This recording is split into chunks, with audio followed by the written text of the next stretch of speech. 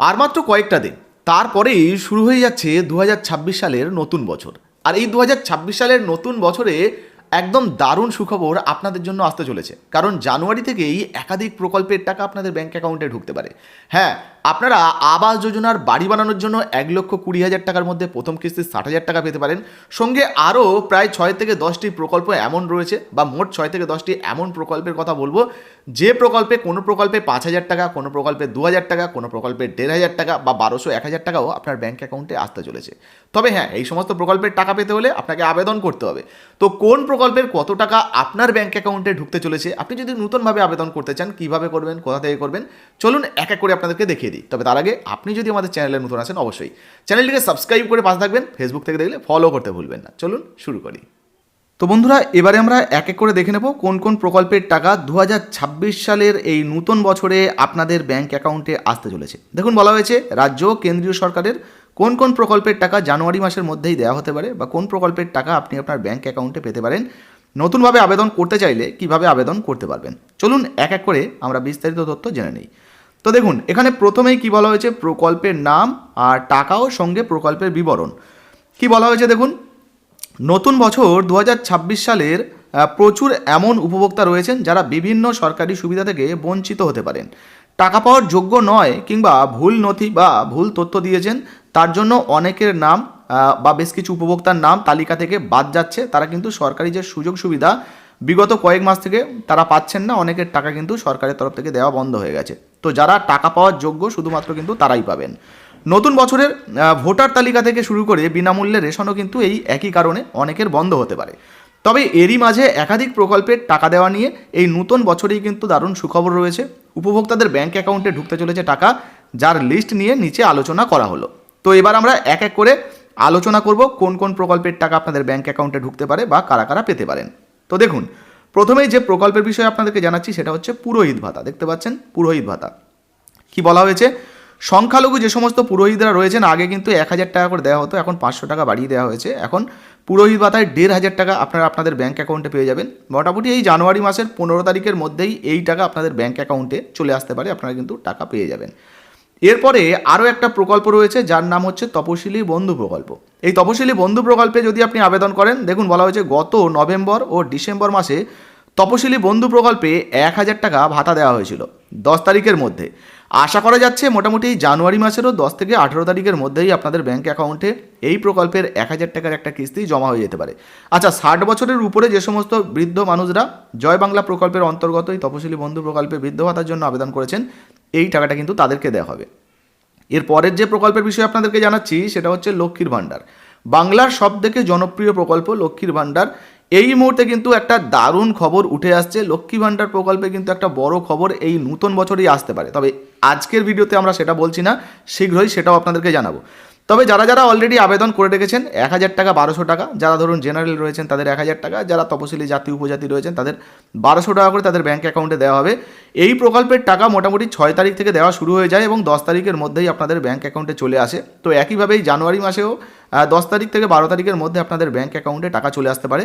আরও একটা বিষয়, যে সমস্ত নতুন মহিলারা আবেদন করেছেন জানুয়ারি মাসে, তাদের জন্য কিন্তু সুখবর আসতে পারে, অনেকের নাম লিস্টে নতুনভাবে নথিভুক্ত হতে পারে।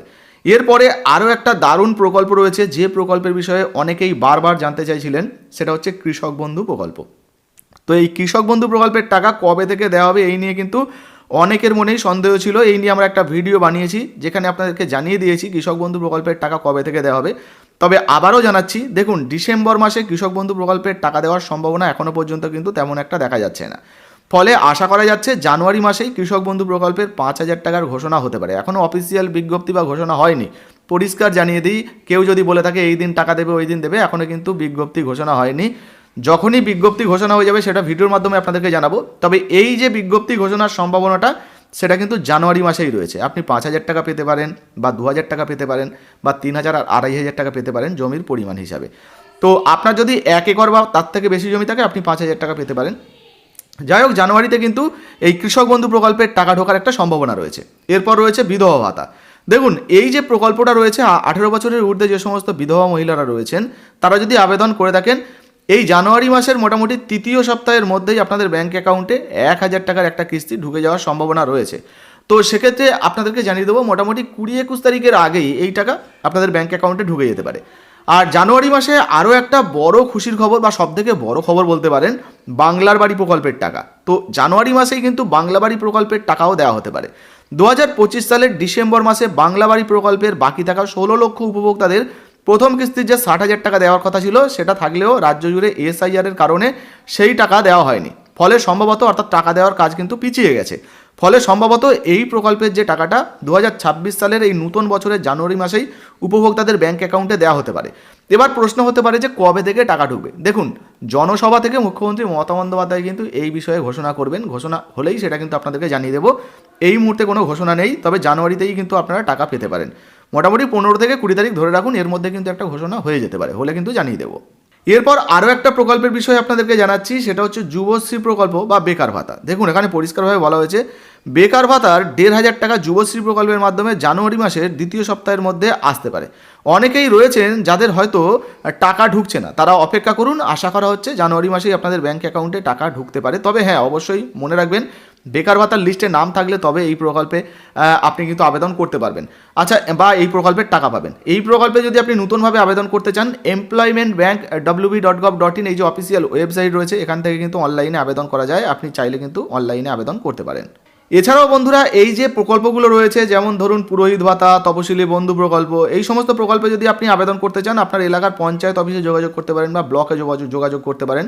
এছাড়াও লক্ষ্মী ভাণ্ডার প্রকল্পেও কিন্তু আপনি আপনার ব্লক থেকে আবেদন করতে পারেন বা পঞ্চায়েত থেকেও আবেদন বর্তমানে করা যায়। দুয়ারে সরকার থেকে আবেদন করা যায়, কিন্তু পঞ্চায়েত থেকেও এই মুহূর্তে করা যাচ্ছে। আপনারা অবশ্যই যোগাযোগ করতে পারেন। এছাড়া কৃষক বন্ধু প্রকল্পে যদি আপনি আবেদন করতে চান, সেটাও কিন্তু আপনার ব্লক থেকে করতে পারেন। বিধবা ভাতার জন্য আবেদন করতে পারেন। বাংলা বাড়ি প্রকল্পে যদি আপনি নাম নথিভুক্ত করতে চান, তাহলে আপনাদেরকে জানাবো, যদি আপনার বাড়ির প্রয়োজন হয় সেক্ষেত্রে সরাসরি মুখ্যমন্ত্রীকে বলো যে নাম্বার রয়েছে, সেখানে যোগাযোগ করতে পারেন বা তাদেরকে সঙ্গে কল করে কথা বলতে পারেন। আপনার যে বাড়ির প্রয়োজন সেটা তাদেরকে জানাতে পারেন। একইভাবে রয়েছে জয় জোহার প্রকল্প। আপনাদেরকে জানিয়ে দিই, তপশিলি বন্ধু প্রকল্পের মতোই তপশিলি উপজাতি সম্প্রদায়ে যারা রয়েছে তাদেরকেও কিন্তু এই প্রকল্পে বৃদ্ধ ভাতা স্বরূপ 1,000 টাকা দেওয়া হয়। এই জানুয়ারি মাসেই কিন্তু আপনাদের ব্যাঙ্ক অ্যাকাউন্টে ওই একই সময়ে টাকা আসতে চলেছে।